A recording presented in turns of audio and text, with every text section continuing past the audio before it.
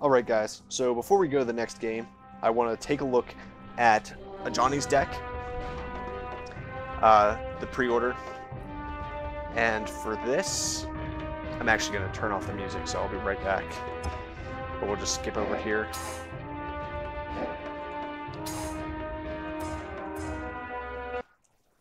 Okay, music's off. Sounds still a little loud, but it just seems to be in this menu for some reason. But okay, so this will be the Celestial Light deck building. I won't actually call it a deck analysis this time because I haven't actually played the deck. So we'll just kind of go deck construction.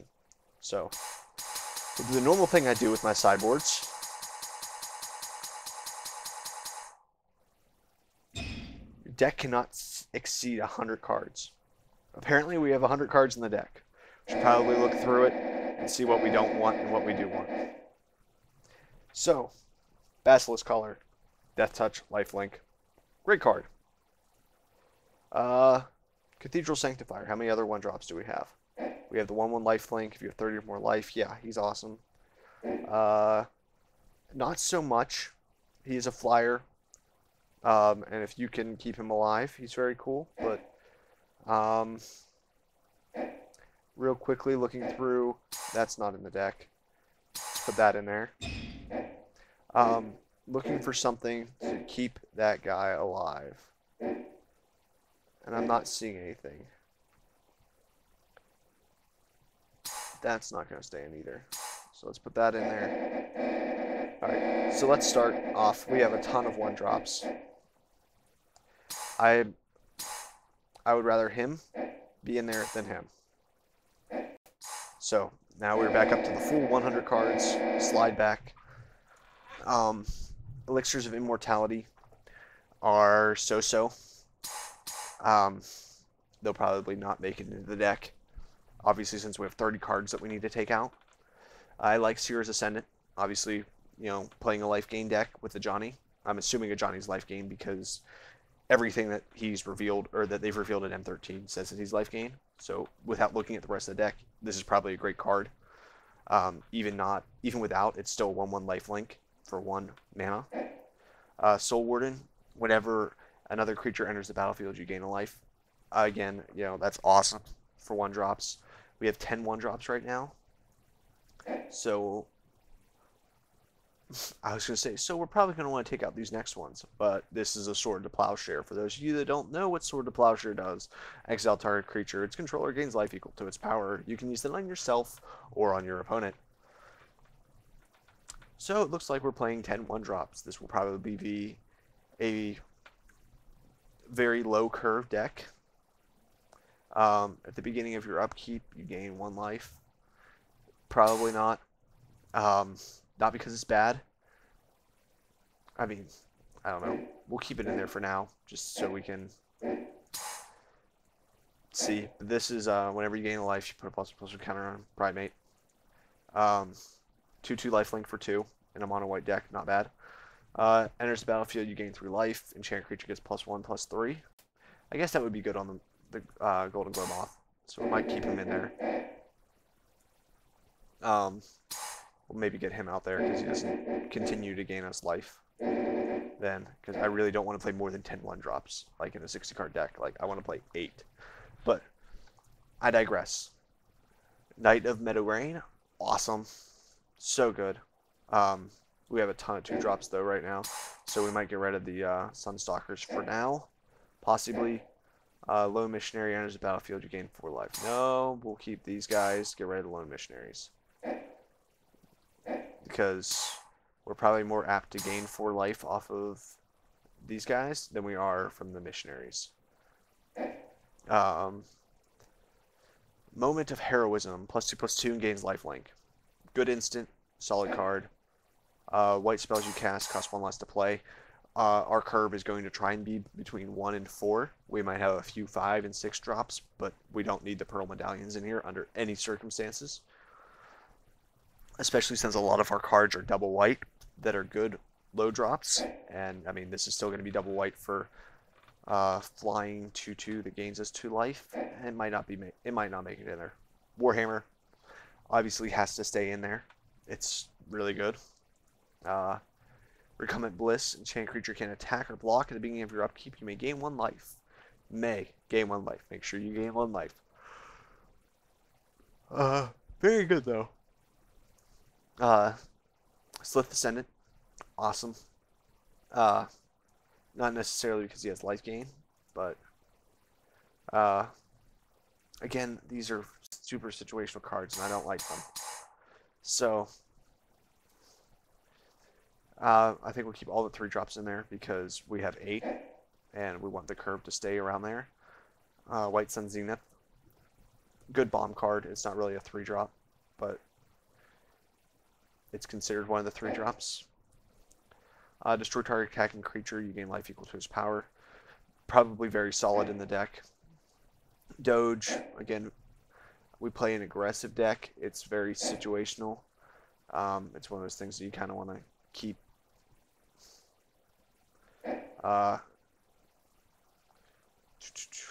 we don't have a lot of cards, but the deck thin is nice. Again, I don't think Doge makes it in. Just simply because we are a creature deck, and if you don't have creatures, you're probably not winning the game if you have to Doge. I don't really see very many decks having more creatures than you, so it seems like this is going to hurt you more than it is going to help you. Core Cartographer, again, it's deck thin more than it is anything else. Faithmender, if you would gain life, you gain twice as much life instead. Again, that sounds good. Seraph of the Dawn, very solid. I was going to say, that better not be a rare. Well of Lost Dreams. Whenever you gain life, you may pay X, where X is less than or equal to the amount of life you gained. If you do, draw X cards. Sounds good to me. I mean, that's card draw. Archon enters the battlefield with, or another creature with flying enters the battlefield under your control. You may gain life equal to that creature's power. Not very solid. Baneslayer is. Landbind Ritual. Late game, super situational. I don't like it. I mean, like I said, we still need to get rid of 14 more cards. We're going to have to go back through and pick more cards that we like that we don't want.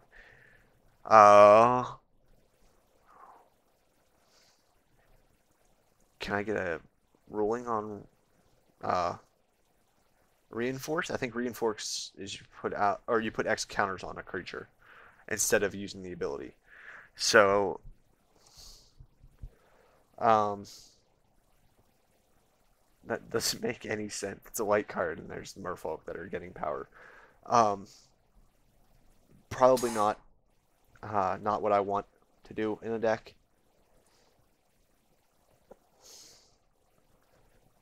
I mean, that's just kind of stupid. I mean, if you get that, you basically win.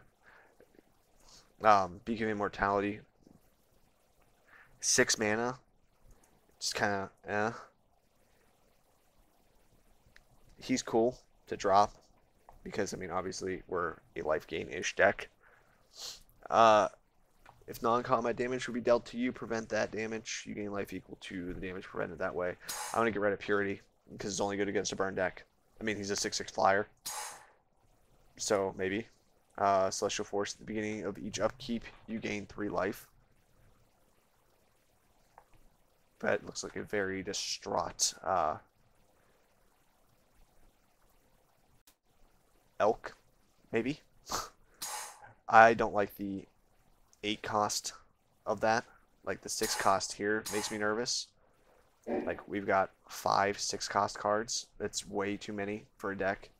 That's curve is way too low. So you go cards that are going to win you the game. Purity does not seem like it's going to be good against enough decks.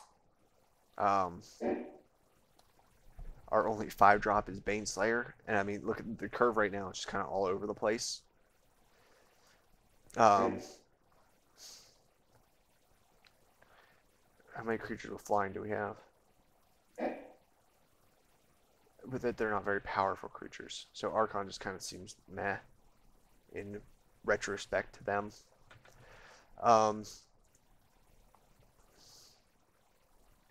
I mean, Celestial Mantle says you win the game, but I feel like if you make it to turn 6, you should probably win the game already.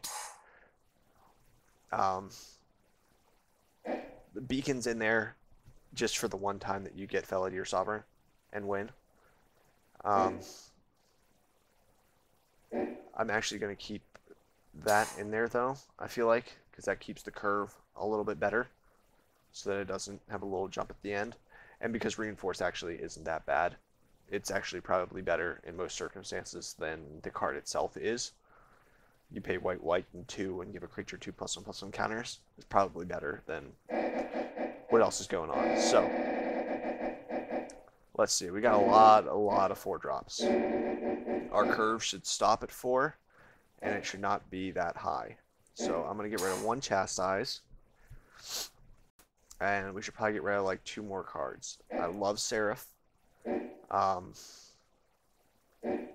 I don't think the cartographers are gonna be able to make it in. You know, I do like the deck thin. I like the 2/2. They're really solid, but you know, it just doesn't work. The Rhox Faithmender is a solid card in the deck because it changes everything into double lifelink. You beacon and you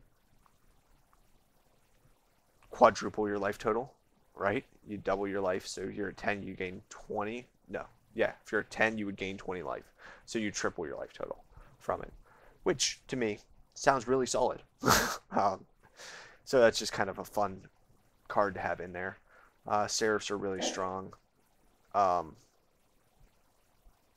Well is in there again because it gives you the ability to continue to draw cards, you know, when you're sitting there with nothing. I'm going to get rid of 1 or 2 of those. Simply because I like Slith better. Even though Slith doesn't gain us life, Slith is very powerful, very solid. This is probably worth staying in there. I do like the instants. I do like the Divine Favors because obviously if you put that on the Moth, it helps you out greatly. But I don't think the Moth is going to stay in, so I feel like they probably should come out as well. Like, I mean, he's cool. He's like, I gain 4 life every time I block, but if you don't have other cards to let him block with, it's just not going to help you at all. So, and then that frees up some more cards because, I mean, we don't really need to give other creatures +1/+3. And again, they get bounced or anything, you know. I would rather play aggressively and saying, I'm dealing damage to you, I'm getting life, I'm dealing damage to you, I'm getting life. So, 3 more cards, we'll be down to 60. So, again, these guys are kind of situational. But they give you a lot more ways to play the deck now. That's one thing I'm noticing. You know, I like White Weenie aggressive, and I like being able to get to 30 life and being like, oh hey look, I get +5/+5 and have flying. I'm a 6/6 flyer with lifelink for 1 mana. And then, but Swords to Plowshares is awesome. I'm not going to get rid of Swords to Plowshares.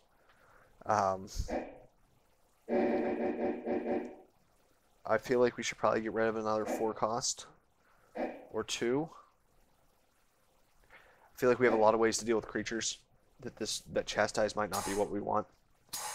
Just because we have the Recumbent Bliss, we have 1 of those, and we have 2 of the Swords to Plowshares. That's 3 removal cards. Plus, not to mention the fact that we have the Moments of Heroism. So I think that's probably solid. And that the curve is starting to look a lot better. Now we 1 more card out of the deck. The curve is starting to look a lot more like a curve. You know, it peaks at 2, a bunch of 3s, a few 4s, less 5s, and a few 6+ cards. So I feel like either a 2 cost or a 3 cost is probably what we want to get rid of in terms of the curve. But as far as actual functionality of the deck, I would probably, I mean, I feel like Swell might be what you want to get rid of, but I'm not sure on that one yet.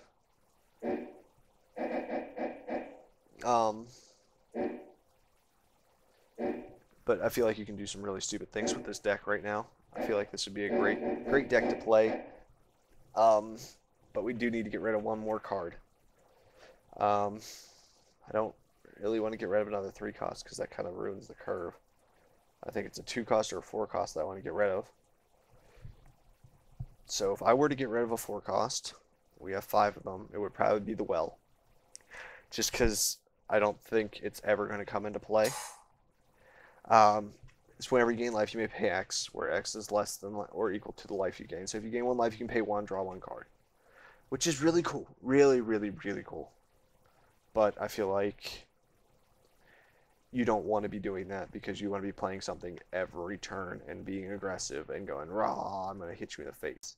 So we'll do this, and then I'm going to go do the next encounter with it. We'll see how the deck plays. So we'll be back in just a moment. Alright guys, so we're back with the next encounter. Celestial Light is finished. I'm going to go ahead and just sample the deck real quick. Kind of give you guys an idea of what it looks like. And the way that I'm going to play it. Obviously cannot keep that hand. This one's a little bit but we'll keep it. We play first. We'll just Soul Warden the crap out of everything. So, next turn we'll gain 2 life. If he plays anything, we'll gain life, and hopefully get Sears Ascended up as fast as possible. He's probably going to burn the shit out of my creatures, though, which probably will not be a good idea. Here comes the Pyroclasm. But, I don't know. We'll see what he has. I don't know what cards he has. Obviously should have attacked with 1 there. But again, I'm too focused on talking and explaining what the deck is supposed to do.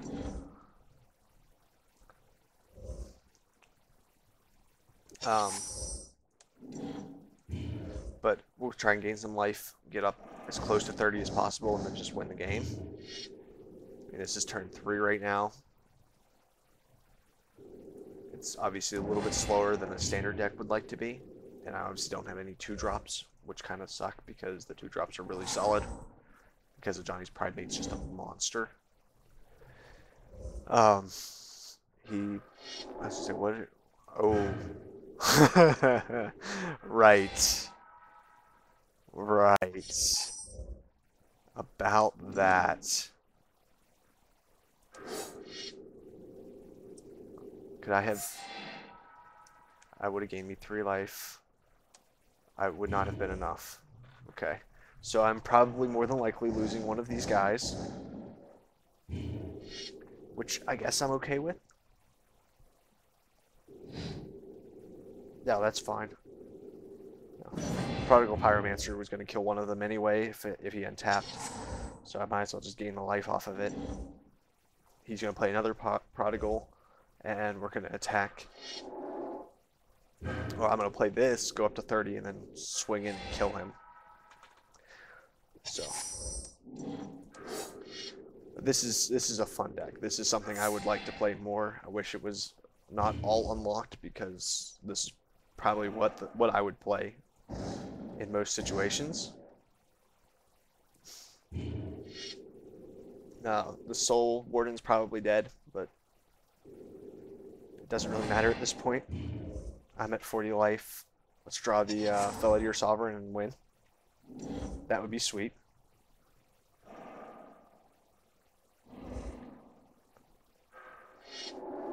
Hey look, I gain a life. Thank you. I want to see the Feldar Sovereign. Right off the top. No. Damn.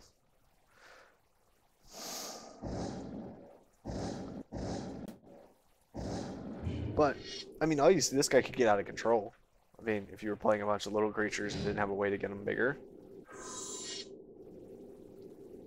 Okay, I'm really confused at how this is Planeswalker setting, but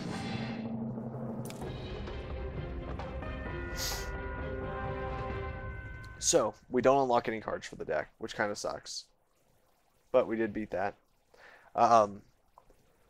Ajani's deck's very solid.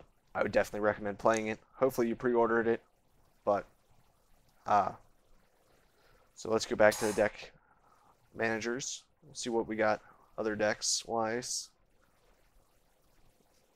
But again, there's the list.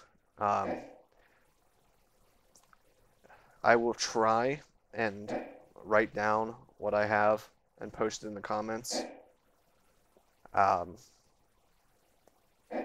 So that way you guys can kind of just copy paste and make a deck.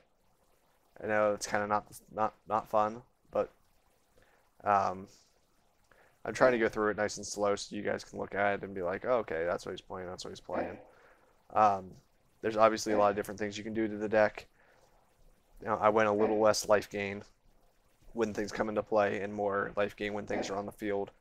I'd rather be hitting people in the face constantly. I don't know what artifacts and enchantments there are yet. This might actually be playable. We have enough removal. I don't feel like having these. You're an aggro deck. You don't want those. These just didn't make the cut. I mean, they're good. These didn't make the cut. They're both good, though. These two are very meh, and that is a really bright screen. And this just, there's too many, it doesn't give you enough protection from other things. It's just +3/+3 and says you have to block me, kill me, or bounce me. Purity's only good against burn. I feel like it's still a really solid card, but Baneslayer's better.